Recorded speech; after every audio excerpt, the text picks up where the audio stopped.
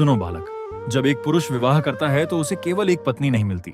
उसे एक ऐसा हृदय मिलता है जो अपना पूरा संसार उस पर विश्वास करके छोड़ आता है।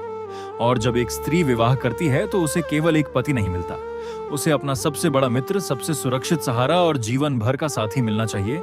याद रखो, प्रेम वहां समाप्त नहीं होता जहां मतभेद शुरू होते हैं। सच्चा प्रेम तो वहीं से अपनी परीक्षा देता है।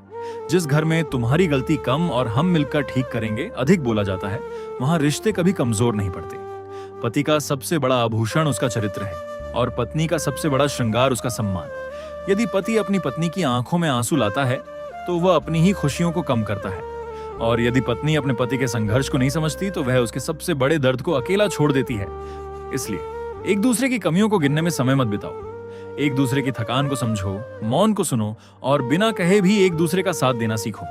याद रखो, रिश्ते महंगे उपहारों से नहीं चलते, वे चलते हैं एक मीठे शब्द से, एक सच्ची मुस्कान से और ये कहने से, मैं तुम्हारे साथ हूं। सुनो बालक, जिस दिन पति और पत्नी यह समझ लेते हैं कि उन्हें एक दूसरे से जीतना नहीं बल्कि जीवन की कठिनाइयों से साथ मिलकर जीतना है, उसी दिन उनका घर मंदिर जैसा पवित्र बन जाता है। इसलिए अपने जीवन साथी का हाथ कभी क्रोध में मत छोड़ना।